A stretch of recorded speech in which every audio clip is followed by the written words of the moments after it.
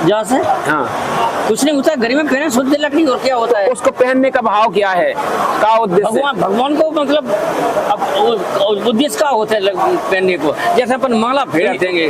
देखो ई माला को पहनने से का हो जाए, भगवान मिल जाए का, या भगवान ही तुलसी में रत है का, जो पूछ रहे हैं हम।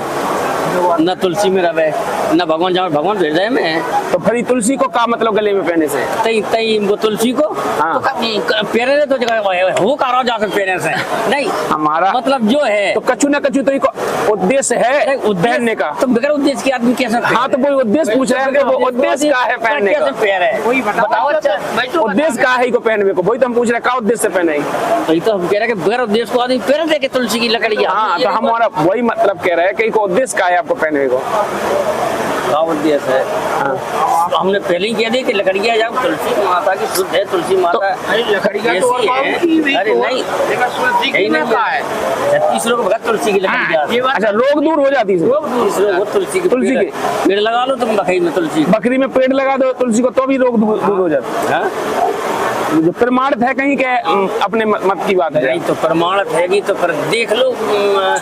देखो हम मिलेगा प्रमाण तो मिलेगा, ऐसी बात नहीं है कि जैसे हम हमारा उद्देश्य है कि आप हमें या तो प्रमाण बताओ कि ये प्रमाण फलानी जगह लिखा है। मिले तुम्हें किस शास्त्र में लिखा है? कौन शास्त्र जो बताए? हाँ कौन से शास्त्र में लिखा है कि तुलसी की माला पहनने से या तुलसी को अपने आंगन में लगाने से हमारे घर में कोई कलेश नहीं रहेगा, रोग नहीं रहेंगे? भागवत गीता में है। गीता में कौन सी जगह लिखा है? अब जो पता नहीं हमें ना ध्यान है जो, लेकिन भगवत गीता में भगवत गीता में अध्याय 16 के श्लोक नंबर 23 में लिखा है, जो पुरुष शास्त्र विधि को त्याग कर अपनी इच्छा से मनमाना आचरण करते हैं, ना तो उनका मोक्ष होता है, ना गति होती, ना किसी प्रकार की सिद्धि होती है। स्पष्ट लिखा है, कुछ भी नहीं होता है मनमाने आचरण से। तो जो तो मनमानो आचरण है तो बात जैसे कुछ नहीं होता। हाँ गीता जी में लिखो, आपने गीता जी कही, हम आपको तो मंगवा दें गीता जी। एक मिनट आप कौन की इच्छा से करें तब वो हो गए।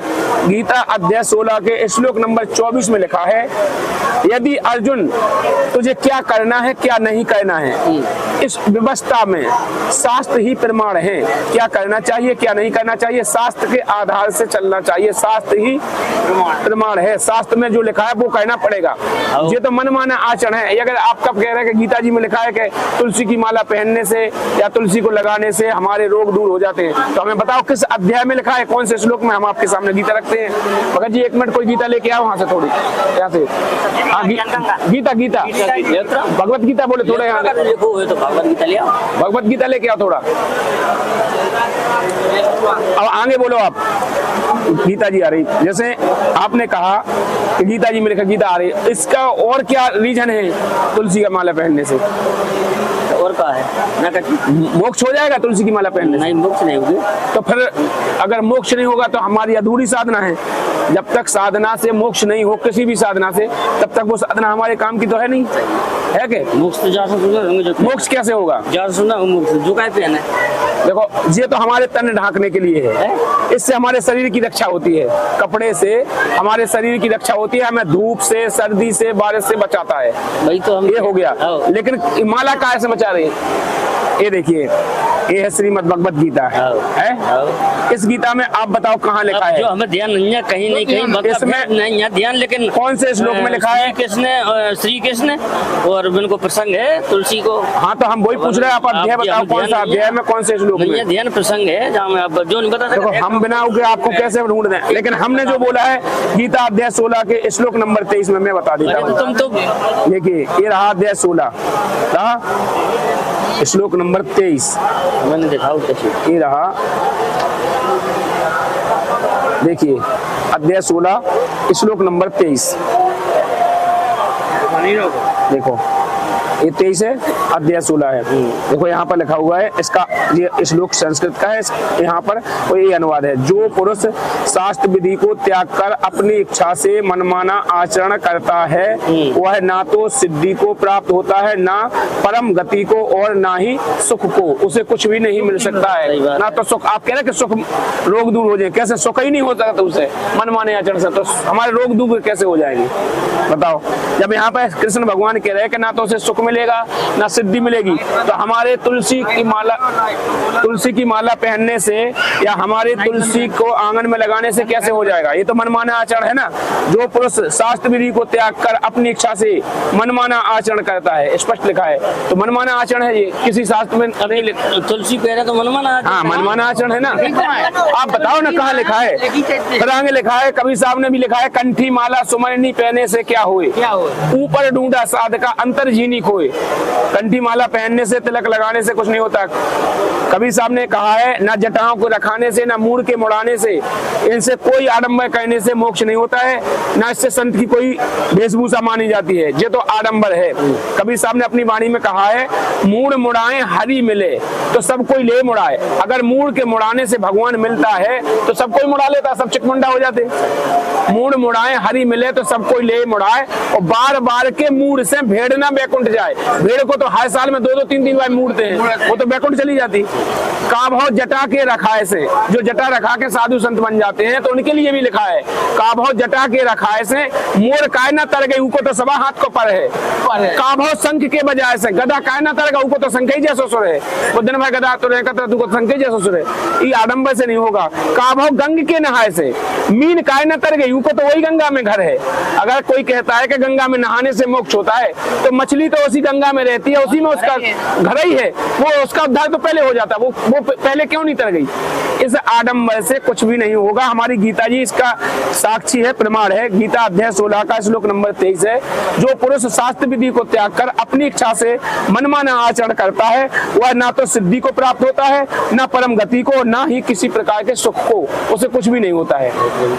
तो हमारा आपसे यही क्वेश्चन है कि जो आपने ये पहन रखी है तो इसका उद्देश्य क्या है? तो आपने कहा कि इसको पहनने से मोक्ष की प्राप्ति होती है या सुख मिलता है।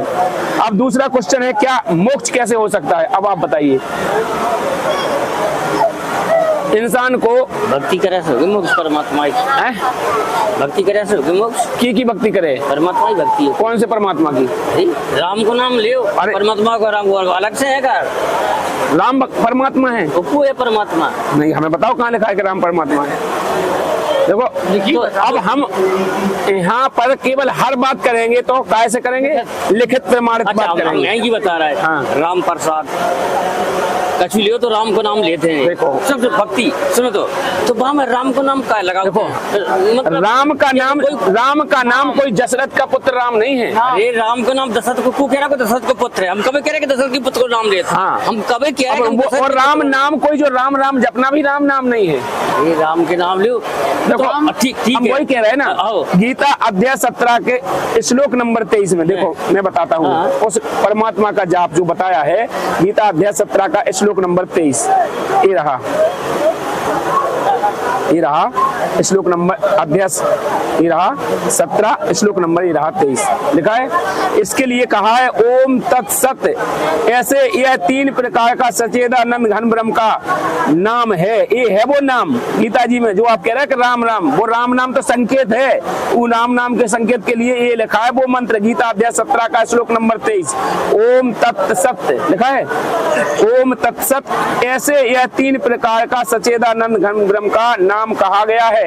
इससे सृष्टि के आदि काल में ब्राह्मण लिखा है कि ब्राह्मण गलत है यहाँ, और वेद तथा इत्यादि रचे गए हैं। इसके नाम से, इसी से पूरी सृष्टि हुई है। ओम तत्सत से, इस सच्चिदानंद घन ब्रह्म के नाम जाप करने से ही मोक्ष होगा।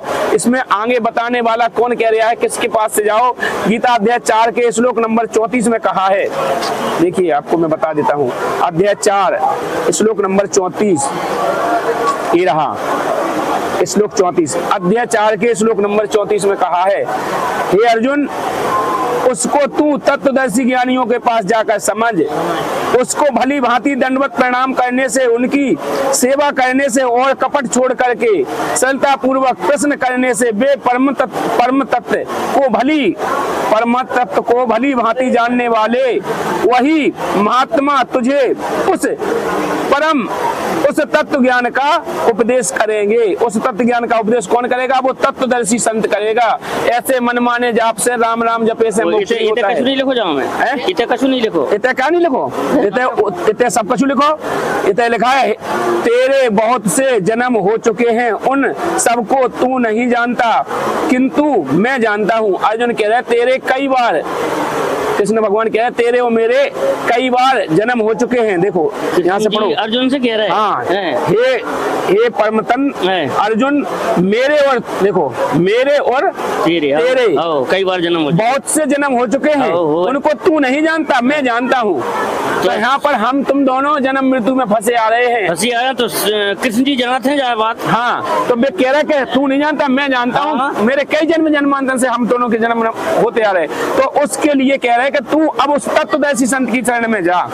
कृष्ण जी कह रहे हैं, कृष्ण जी कह रहे, हम थोड़ी कह रहे, कृष्ण जी कह रहे। अध्याय 4 के 34 में कहे अर्जुन अगर तू मोक्ष चाहता है, अब अगर जा भी कह रहे हो कि अगर मुझे ही प्राप्त करना चाहता है अगर ब्रह्म तक, तो ओम कहलाने तो गीता अध्याय ओम अध्याय 8 का 13, अध्याय 8 के 13 में देखिए,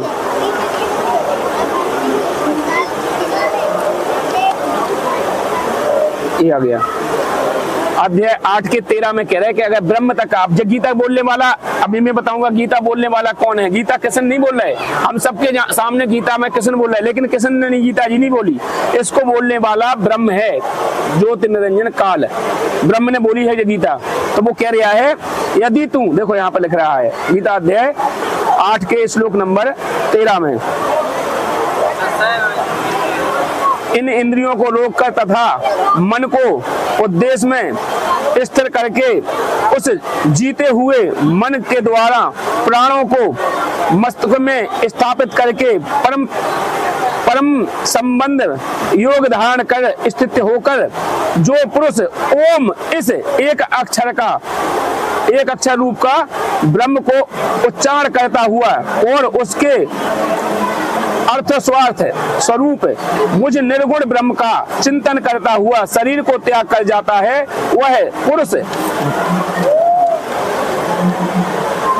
प्रेम परम गति मुझको प्राप्त होता है, मतलब मुझ तक प्राप्त होता है। ओम तक की साधना से ब्रह्म तक को प्राप्त होता है। ओम की अगर साधना करेगा तो ब्रह्म तक जाएगा, इसके आगे नहीं जाएगा, ब्रह्मलोक तक चला जाएगा। लेकिन ब्रह्म तक जाने वाले पुनः जन्म मृत्यु में आते हैं, वो भी गीता जी में कह रहे हो। अभी तक मैं प्रमाण कहता हूँ गीता में बोलने वाला कौन है, काल है। 11 के 32 में कहा है, 11 के 32 में कहा है कि